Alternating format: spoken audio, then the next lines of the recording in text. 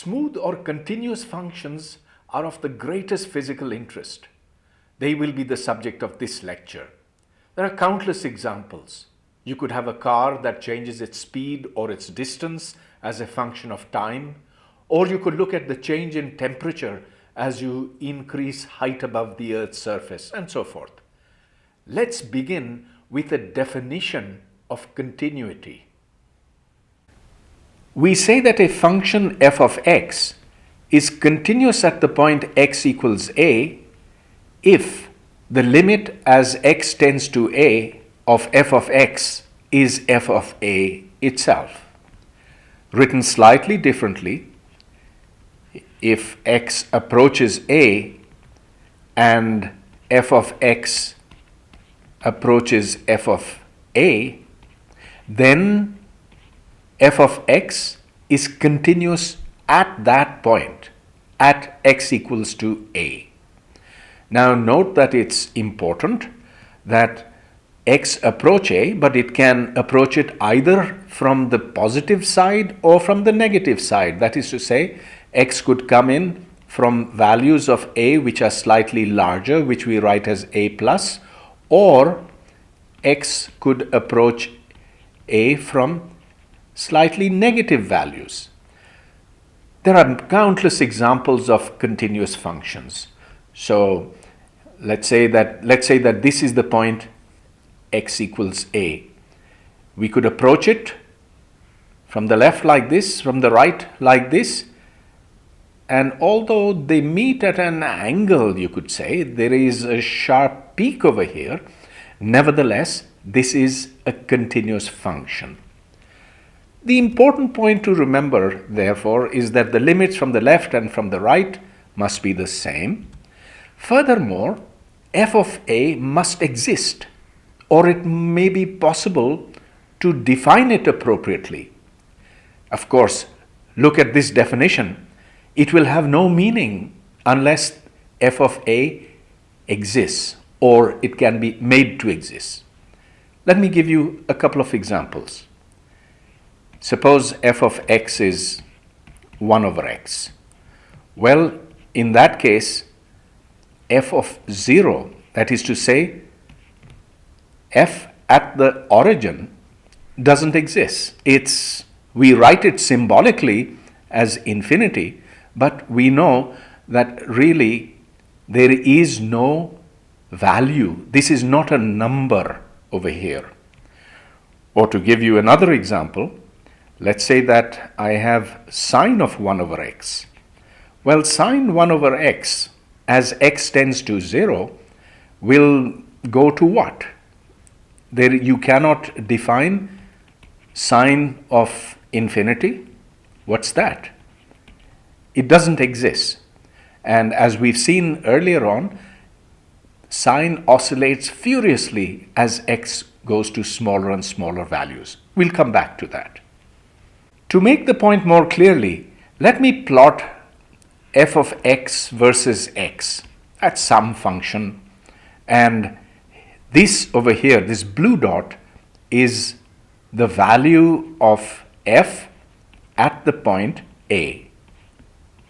Now, let's do a plot of this.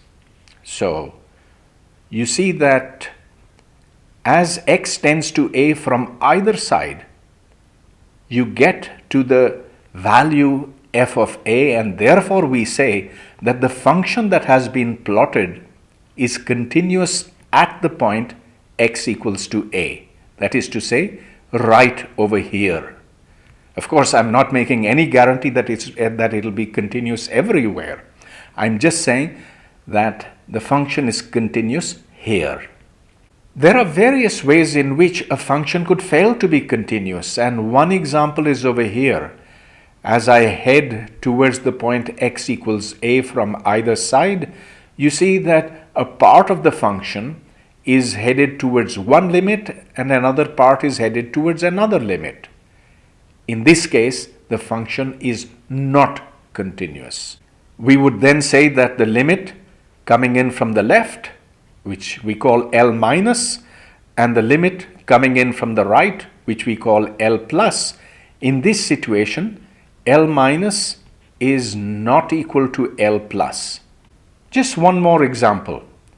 Here is a function that is defined to be plus 1 on the right hand side and to be minus 1 on the left hand side. When we plot it, we see that the limit as you approach from the right and from the left are very different. It doesn't matter how I define f at x equal to 0. I could define it to be 0, okay, in which case it would be here. Or I could define it to be, let's say, 0.1, in which case it would be somewhere over here, or minus 1, or whatever. The point is that the limit from the left, limit from the right are not equal, and there is no way that you can make a step function like this, a continuous one. A function that is discontinuous at x equal to a obviously has the limit as x tends to a of f of x not equal to f of a. Let's take more examples of that. So if I look at f of x equal to, let's say, sine of 1 over x, you've seen this before, but let's see it again. You see that it oscillates very rapidly as you come in from either side close to x equals 0. What that tells us is that f of 0 can be defined as you like. Of course, sine of anything is going to be between 1 or minus 1. Let's say that you define f of 0 equal to 1, or you define f of 0 equal to minus 1, or you define f of 0 equal to 0. In none of these situations are you going to be able to find the limit as x tends to 0 and say it is this or that or that. And for that reason, we say that this is a discontinuous function. On the other hand, let's plot once again f of x equals x sine 1 over x. I've remarked on this before. Sine 1 over x is always less than or equal to 1 or greater than or equal to minus 1. And so f of x really is bounded by x itself. And so when we plot it, which we'll do once again, you'll see that the function goes to 0. Consequently, over here, at x tending to 0, for very, very small values of x, the function itself becomes very, very small. And therefore, although the function is not defined at x equal to 0, we are going to define f of 0 to be 0. And so this then becomes a continuous function. In other words, the limit of f of x equals x sine 1 over x as x goes to 0 is 0. And that's exactly the value as we have defined it now. That is, f at the point x equals 0 is 0. So two very important things you have to note. The limit of this function is 0, and the value of this function at the point x equals 0 is 0. That's why this is continuous at the origin. Let me now give you an example of a function that's not smooth at all. In fact, it's extremely jumpy. It's discontinuous everywhere except at one single point. Now I'm going to define f of x to be x if x is a rational number, that is, if it is p by q, p is any integer, q is any integer, and it's defined to be 0 if x is irrational, that is to say, not of the form p by q. You can't really plot this function because it jumps around so much, but here's an attempt to do that. You see that on the top you have the straight line.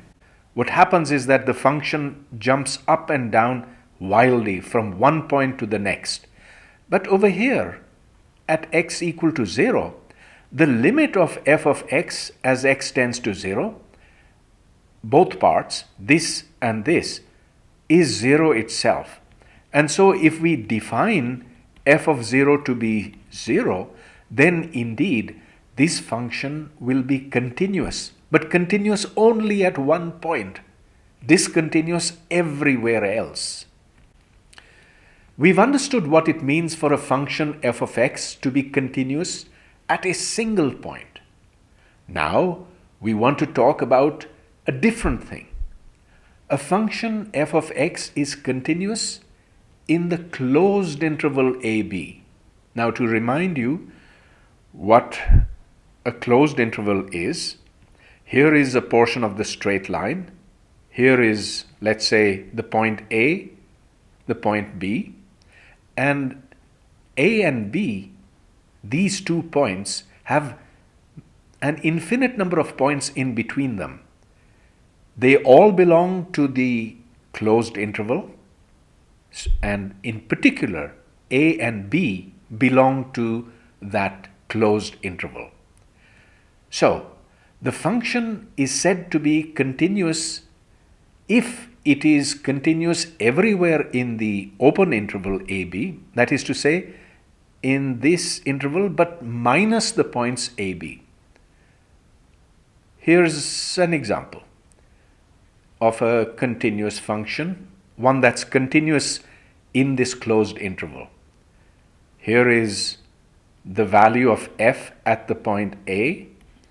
Here is the value of f at the point B.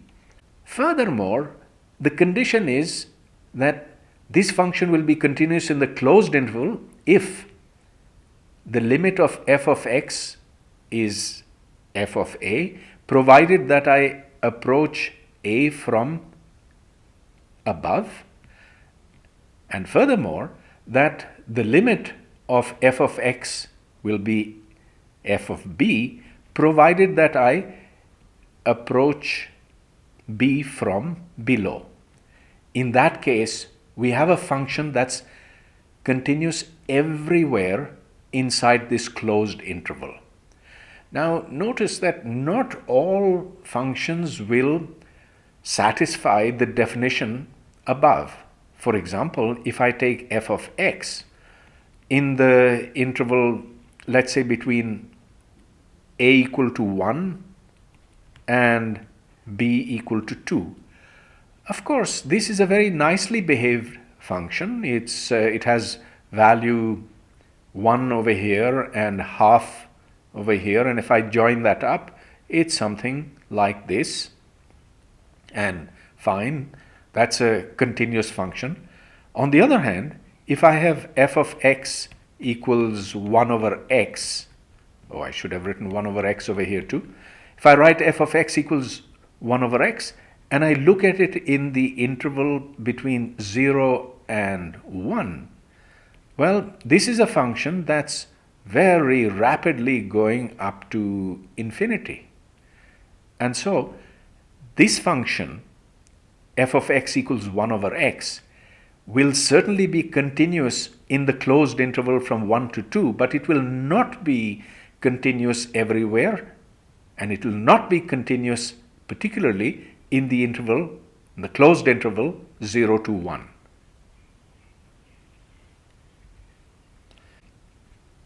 It's now time to solve some problems. And so let's look at this one in particular.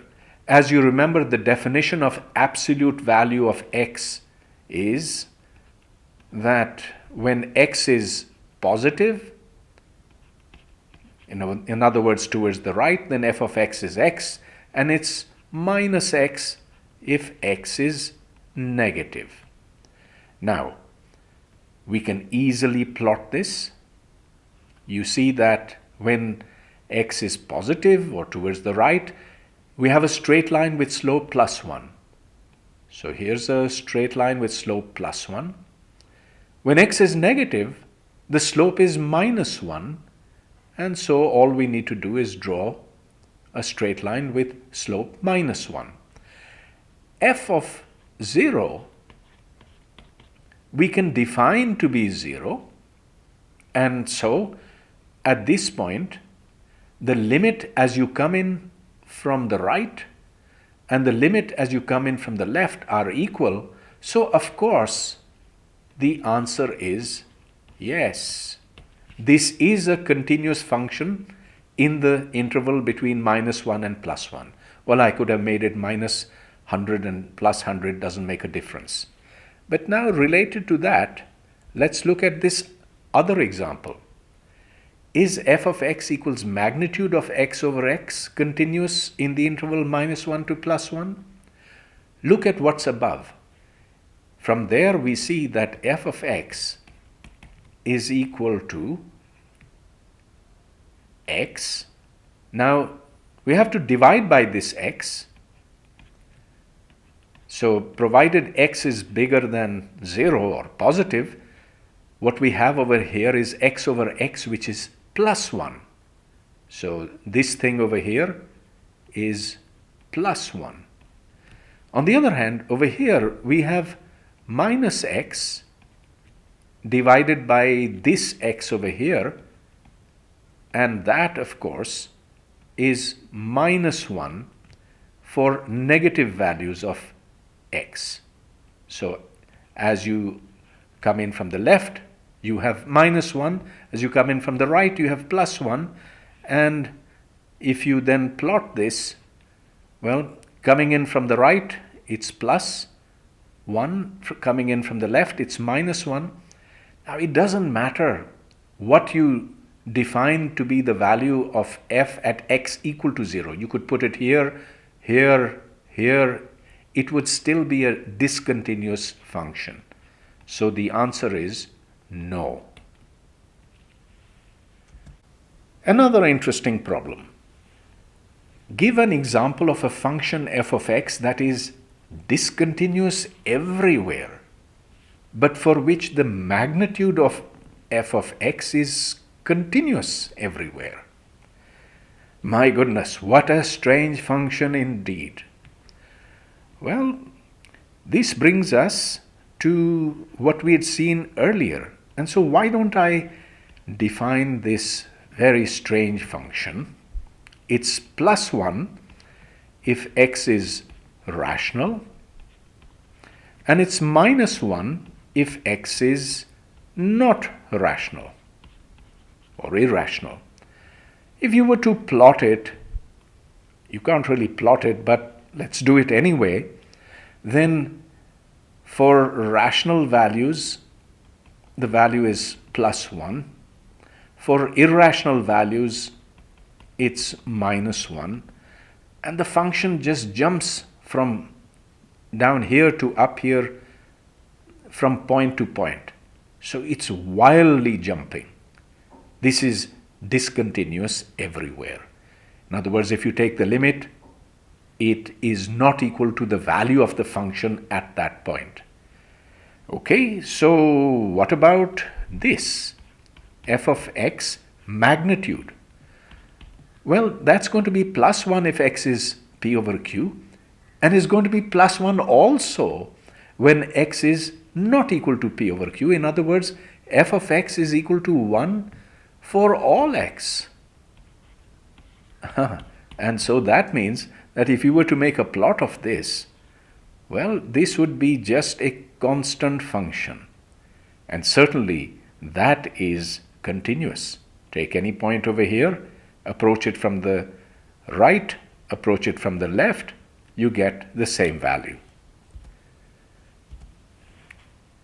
Yet another interesting example, a challenging one. Suppose you have a function which has this strange property that g of x plus y is equal to g of x plus g of y. Well, there's nothing to prevent a function from having this property. Furthermore, you're told that g of x is continuous at x equal to 0. And now we have to prove that g of x is continuous for all values of x. Let's think about how to do this. First of all, we're told that g of x is continuous at x equal to 0. So let's just put x equal to 0. In which case, we have g of y equals g of 0. plus g of y. Now, obviously, you have g of y here, g of y here. You cancel them out. So, you cancel them out, which means that g of 0 is equal to 0. But we've been told that g of x is continuous at x equal to 0. What that means is that if I take the limit of g of any small number, call it epsilon, as epsilon becomes smaller, well, that's going to be g of 0, but g of 0 is 0. So we have the limit of g of epsilon as epsilon tends to 0 being 0. Now, what we want to show is that g of x is continuous for all values of x. Okay, so suppose that we have g of x plus epsilon. Now, from here, look at this relation over here, g of x plus epsilon, that is equal to g of x plus g of epsilon. In other words, I can write g of x plus epsilon minus g of x equals g of epsilon. As I make epsilon smaller and smaller, the right hand side goes to 0, and so therefore the left hand side will also go to 0. In other words, what we've proved is that the limit of g of x plus epsilon minus g of epsilon is 0. That is, in the limit that epsilon goes to 0, that's 0. And so, this is proof that g is continuous for all values of x. Continuity has some very important consequences. Here's a theorem that we'll try and understand.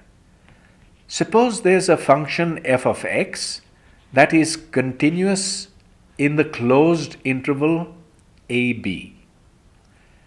If f of b is positive and f of a is negative, then it must be that f of x is 0 at some point x in this interval. Now read this over again, and it's saying that you have a function f of x that's continuous in this interval, closed interval ab.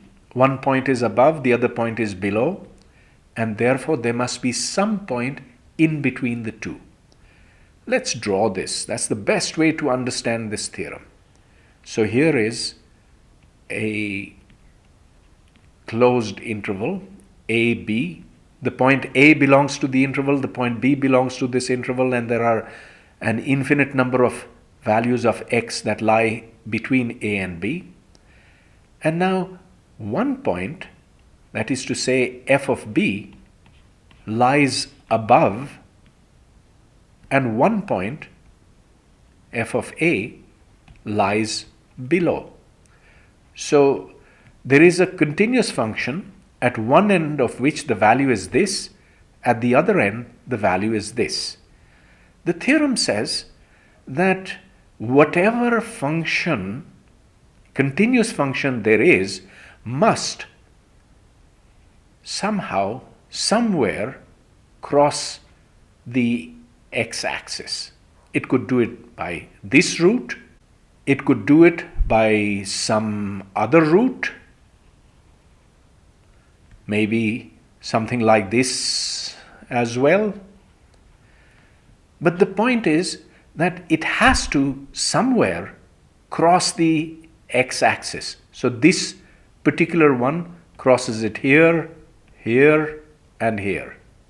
Whereas the red one just crossed it at one point over here. I'm not going to prove this theorem, but keep it in mind that whenever a function goes from a negative value to a positive value, that it has to cross the x-axis. I'm also not going to prove this theorem, but I'm going to explain it.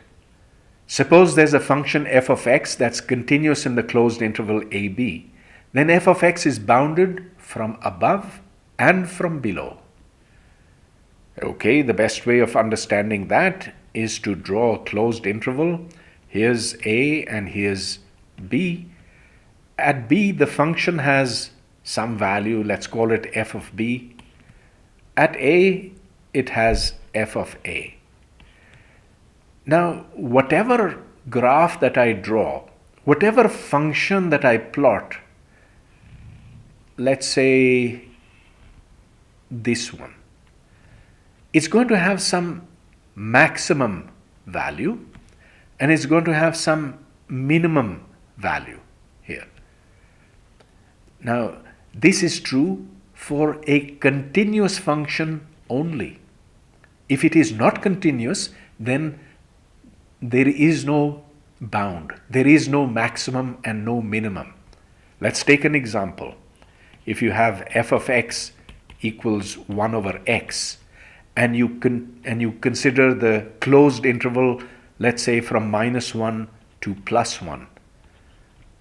As x becomes 0 from the positive side, as it becomes 0 from the negative side, you're going to have the function jumping off to plus infinity or to minus infinity. And of course, we can easily draw it. As we come in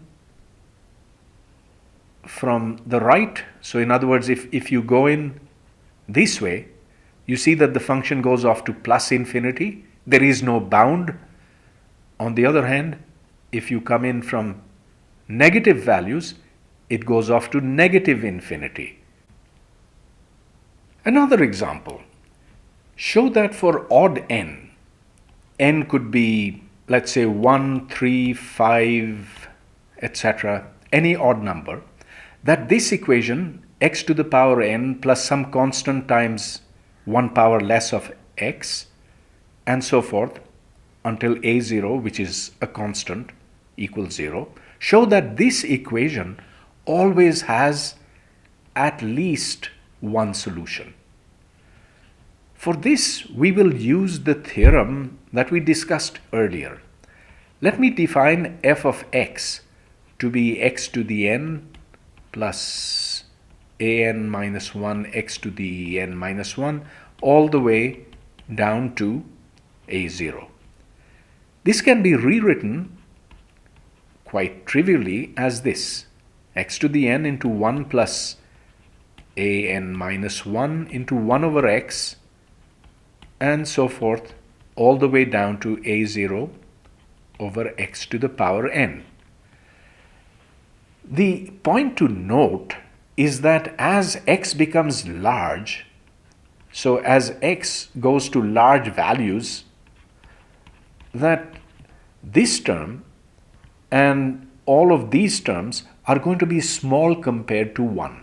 And so therefore, our situation will be that if you plot f of x, then somewhere over here the function is growing rapidly.